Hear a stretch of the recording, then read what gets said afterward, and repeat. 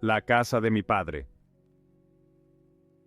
Esto es lo que Jesús dijo a los que compraban y vendían en el templo de Jerusalén, porque está escrito: mi casa será llamada casa de oración, pero vosotros la habéis hecho cueva de ladrones.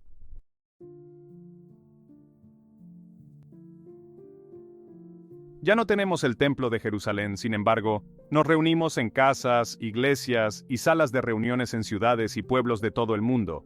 Lo hacemos, con suerte, en obediencia a Hebreos, capítulo 10, versículos 23 al 25, que dice: mantengamos firmes sin fluctuar la profesión de nuestra esperanza, porque fiel es el que prometió, y considerémonos unos a otros para estimularnos al amor y a las buenas obras, no dejando de congregarnos, como algunos tienen por costumbre, sino exhortándonos unos a otros, y tanto más, cuanto veis que aquel día se acerca. Dios mira a los que se reúnen y dice: los que se unen al Señor para servirle, para amar el nombre del Señor, para ser sus siervos, todos los que guardan el sábado sin profanarlo, y se mantienen firmes en mi pacto, yo los traeré a mi santo monte, y haré que se regocijen en mi casa de oración. Ya no sacrificamos animales, sino que traemos los sacrificios espirituales de alabanza, honor, acción de gracias, canto, e incluso un espíritu quebrantado y un corazón contrito. A ellos Dios dice: sus holocaustos y sus sacrificios serán aceptos sobre mi altar, porque mi casa será llamada casa de oración para todos los pueblos. Dios contempla nuestra reunión. Dios tiene un ángel en cada reunión con un libro de memorias abierto, y el ángel registra todo.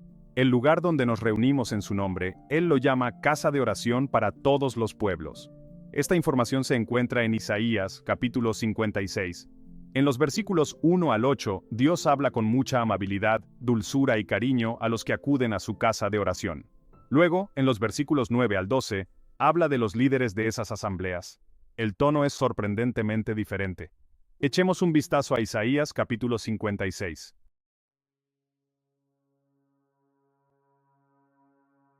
Isaías 56, versículos del 1 al 12. Así dice el Señor: guardad el derecho y haced justicia, porque pronto vendrá mi salvación, y mi justicia será revelada.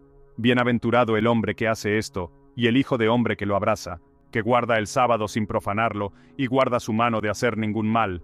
Y el extranjero que se ha unido al Señor no diga: ciertamente, el Señor me ha separado de su pueblo, ni diga el eunuco: he aquí, yo soy un árbol seco. Porque así dice el Señor a los eunucos que guardan mis sábados, y escogen lo que me agrada, y se allegan a mi pacto. A ellos les daré lugar en mi casa y dentro de mis muros, y un nombre mejor que el de hijos e hijas. Les daré nombre perpetuo que nunca será borrado. Y a los hijos de los extranjeros que se alleguen al Señor para servirle, y para amar el nombre del Señor, para ser sus siervos, a todos los que guardan el sábado sin profanarlo, y se allegan a mi pacto, yo los llevaré a mi santo monte, y los recrearé en mi casa de oración. Sus holocaustos y sus sacrificios serán aceptos sobre mi altar, porque mi casa será llamada casa de oración para todos los pueblos.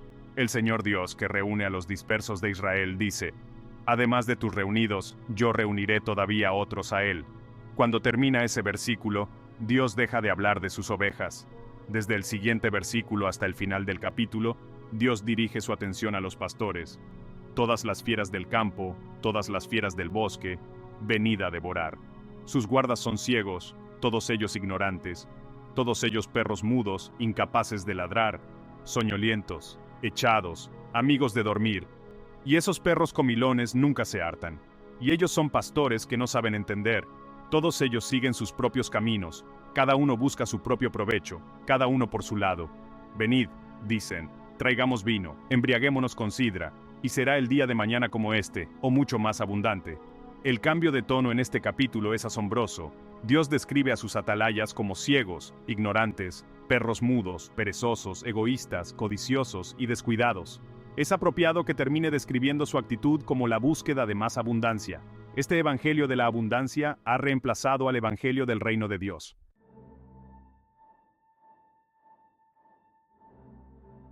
Jesús asistió a 2 Pascuas judías durante su ministerio terrenal, una al principio de su ministerio y otra al final, la noche antes de su crucifixión. En ambas ocasiones, cuando subió para la Pascua judía, Encontró gente comprando y vendiendo en el templo. En ambas ocasiones tomó un látigo y los echó del templo. ¿Hay algo malo en hacer un poco de negocio?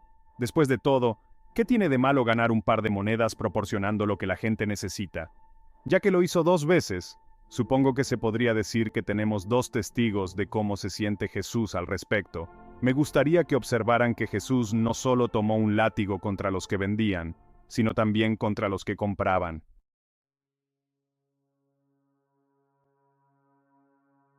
Juan, capítulo 2, versículos 13 al 16. Estaba cerca la Pascua de los judíos, y Jesús subió a Jerusalén, y halló en el templo a los que vendían bueyes, ovejas y palomas, y a los cambistas allí sentados. Y haciendo un azote de cuerdas, echó fuera del templo a todos, y las ovejas y los bueyes, y esparció las monedas de los cambistas, y volcó las mesas, y dijo a los que vendían palomas: «Quitad de aquí esto, no hagáis de la casa de mi padre casa de mercado». Los pasajes anteriores de Juan 2 corresponden a la primera Pascua, al comienzo del ministerio terrenal de Jesús.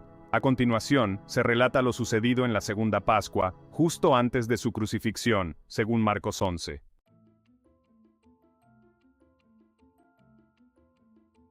Marcos, capítulo 11, versículos 15 al 17. Y llegaron a Jerusalén, y Jesús entró en el templo, y comenzó a echar fuera a los que vendían y compraban en el templo, y volcó las mesas de los cambistas, y las sillas de los que vendían palomas, y no consentía que nadie atravesase el templo, llevando utensilio alguno. Y les enseñaba, diciéndoles: «¿No está escrito: mi casa será llamada casa de oración para todas las naciones? Pero vosotros la habéis hecho cueva de ladrones».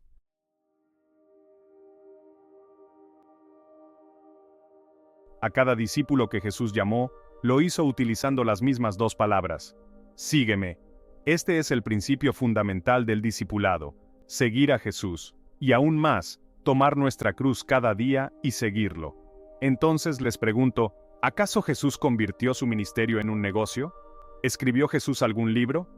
¿Acaso Jesús cobró a alguien por leerlos y aconsejarlos? ¿O aceptó ofrendas antes o después de sanar a todos los enfermos u oprimidos por el demonio? La respuesta es no. Pero les diré lo que sí dijo acerca de ministrar con los dones del Espíritu Santo. De gracia recibisteis, dad de gracia. Verán, si realmente han recibido algo de Dios, cualquier enseñanza, cualquier revelación, cualquier don del Espíritu Santo, lo recibieron de Dios de forma gratuita. Gratuito, pero no libre de responsabilidad. Veamos cómo Jesús instruyó a sus discípulos para que ministraran en el poder y la autoridad del Espíritu Santo.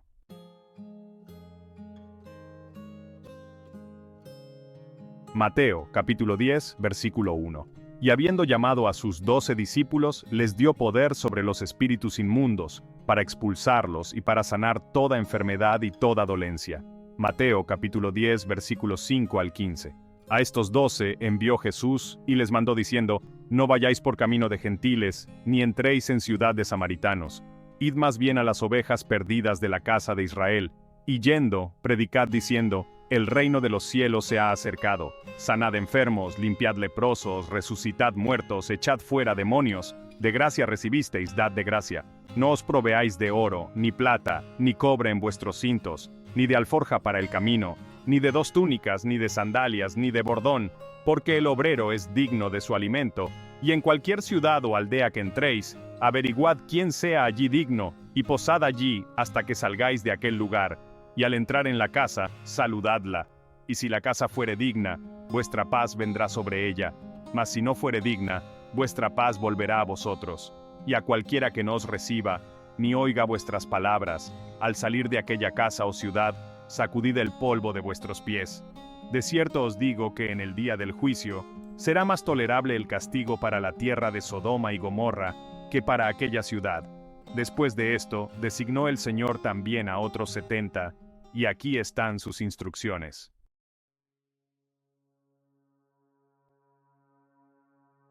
Lucas 10, versículos del 1 al 12.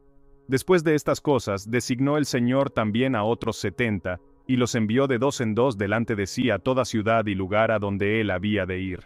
Y les decía: la mies a la verdad es mucha, pero los obreros pocos. Rogad pues al Señor de la mies que envíe obreros a su mies. Id, He aquí yo os envío como corderos en medio de lobos. No llevéis bolsa, ni alforja, ni calzado, ni saludéis a nadie por el camino. En cualquier casa donde entréis, primeramente decid, paz sea a esta casa. Y si hubiere allí algún hijo de paz, vuestra paz reposará sobre él, y si no, se volverá a vosotros. Y posad en aquella misma casa, comiendo y bebiendo lo que os den, porque el obrero es digno de su salario. No os paséis de casa en casa, no os paséis de casa en casa. En cualquier ciudad donde entréis y os reciban, comed lo que os pongan delante, y sanad a los enfermos que en ella haya, y decidles, se ha acercado a vosotros el reino de Dios. Mas en cualquier ciudad donde entréis y no os reciban saliendo por sus calles, decid, aún el polvo de vuestra ciudad, que se nos ha pegado a los pies, lo sacudimos contra vosotros. Pero esto sabed, que el reino de Dios se ha acercado a vosotros. Y os digo que en aquel día será más tolerable el castigo para Sodoma, que para aquella ciudad. Jesús no dijo nada sobre comenzar iglesias, escribir libros, hacer discos, suscripciones, tomar ofrendas, nada de eso. Lo que Jesús dijo fue primero sanar a los enfermos, y luego decir que el reino de Dios se ha acercado a ustedes. Tengo una advertencia sobre convertir la enseñanza y predicación de la palabra de Dios en una mercancía.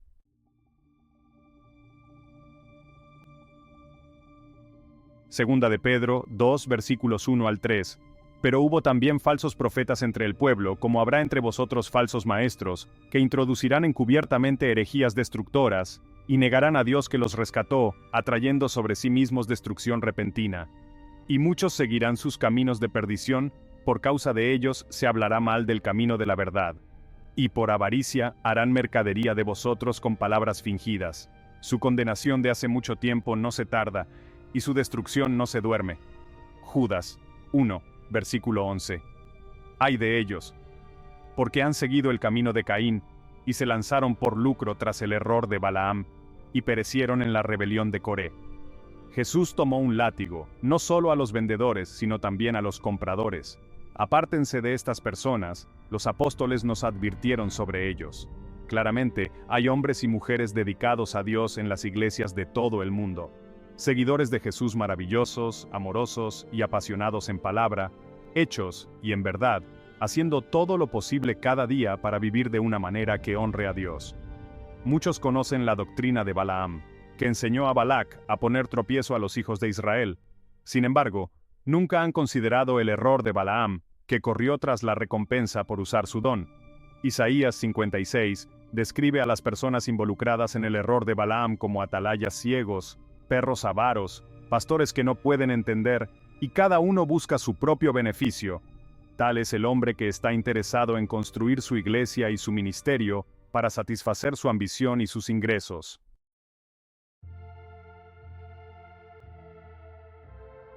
Tengo un mensaje personal para cada pastor, evangelista, maestro, profeta o autoproclamado apóstol que pone su propio nombre en la obra de Dios.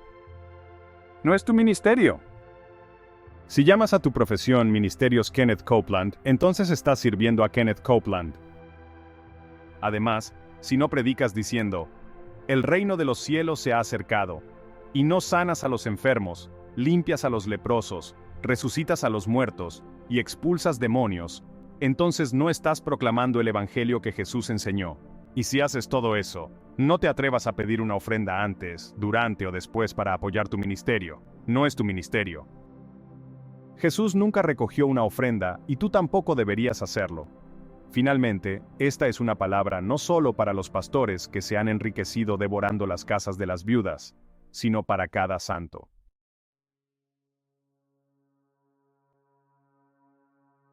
Evangelio según San Mateo, capítulo 6, versículo 19. No os acumuléis tesoros en la tierra, donde la polilla y el óxido corrompen, y donde los ladrones minan y hurtan. Jesús dijo que no lo hiciéramos. Carteras de acciones, planes de pensiones, grandes cuentas de ahorro, mansiones enormes, propiedades lujosas, posesiones caras, etc. Mateo, capítulo 6, versículo 21. Porque donde esté vuestro tesoro, allí estará también vuestro corazón. Mateo capítulo 6, versículo 24. Nadie puede servir a dos señores, porque aborrecerá al uno y amará al otro, o estimará al uno y menospreciará al otro. No podéis servir a Dios y a las riquezas. La palabra riquezas se refiere a la fortuna o las posesiones. Debéis elegir. Nadie puede tener ambas cosas, es Jesús o la riqueza. No podéis servir a Dios y a las riquezas.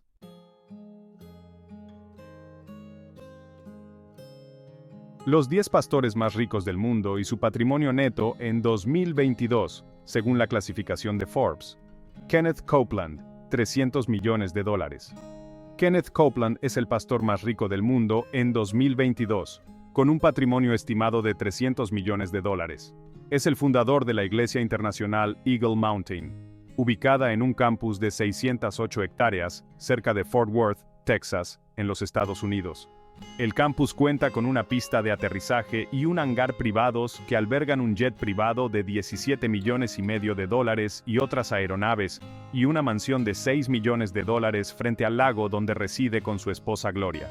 Evangelio según San Mateo, capítulo 23, versículo 14. Ay de vosotros, escribas y fariseos hipócritas, que devoráis las casas de las viudas y como pretexto hacéis largas oraciones. Por eso recibiréis mayor condenación. David Oyedepo, $200 millones.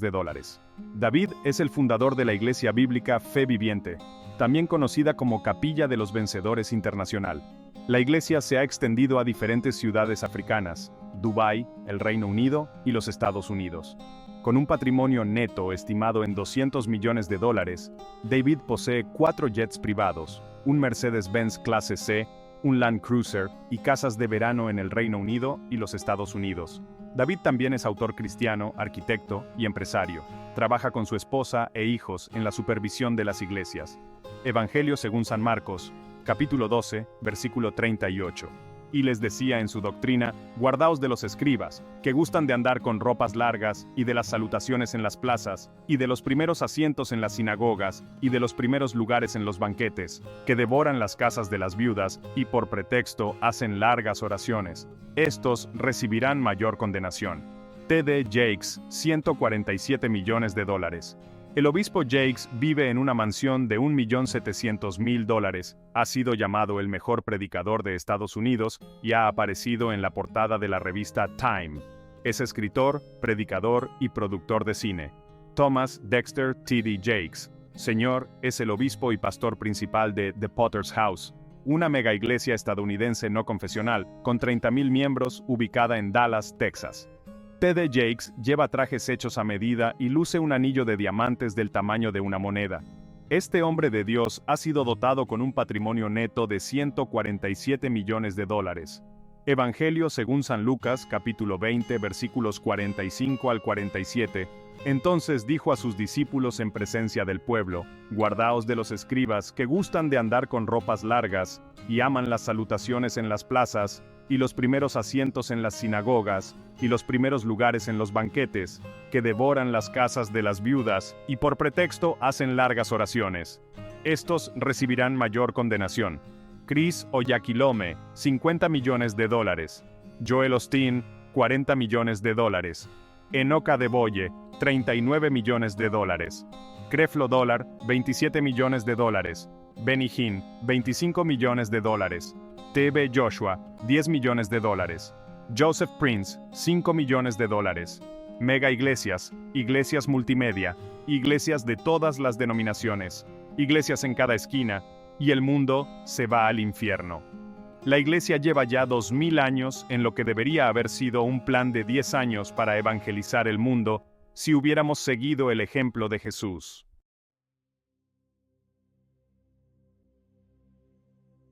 El ministerio terrenal de Jesús duró unas 70 semanas, si incluimos los 40 días después de su resurrección. Jesús solo asistió a 2 Pascuas judías.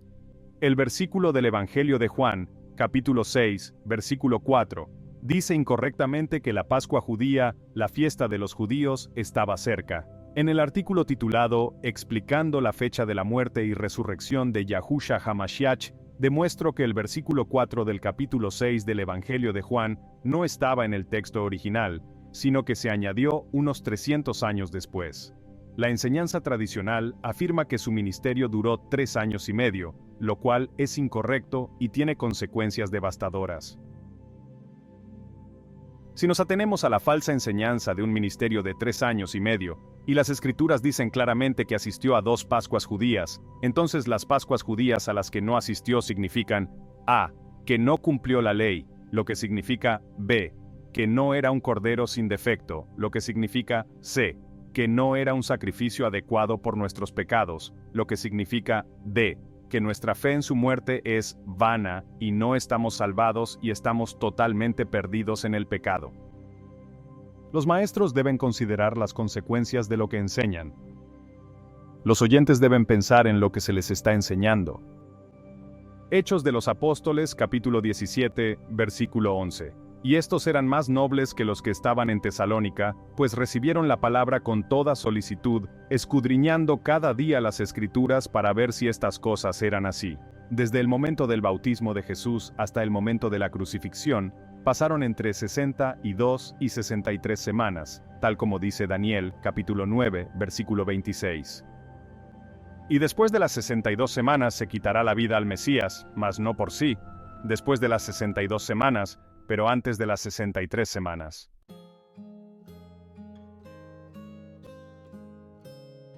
Si sumamos los 3 días que pasó en el sepulcro y los 40 días posteriores a su resurrección, llegamos a unas 70 semanas.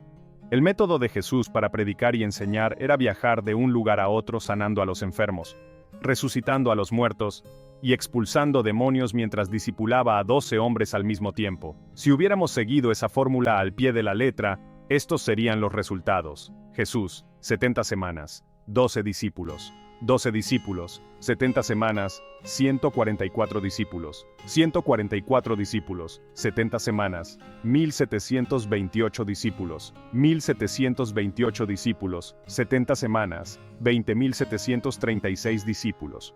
20.736 discípulos, 70 semanas, 248.832 discípulos. 248.832 discípulos, 70 semanas, 2.985.984 discípulos, 2.985.984 discípulos, 70 semanas, 35.831.808 discípulos, 35.831.808 discípulos, 70 semanas, 429.980.1.696 discípulos, en total, 560 semanas, 469.070.941 discípulos, 10 años y 9 meses para discipular a 469.070.941 personas haciéndolo a la manera de Jesús. Eso habría sido todo el mundo en el siglo I. Un ciclo más de 70 semanas serían más de 5.000 millones de personas, eso serían 12 años y un mes. Así que hoy, en 13 o 14 años, podríamos discipular a todos los hombres, mujeres y niños de la tierra haciéndolo a la manera de Jesús, siguiendo su ejemplo. Ni siquiera necesitaríamos una sola mega iglesia para hacer el trabajo. No necesitaríamos ni un solo edificio de iglesia. Cada discípulo podría enseñar a sus 12 discípulos en su casa por las tardes, después de enseñar y predicar en los pueblos y ciudades cercanos durante el día.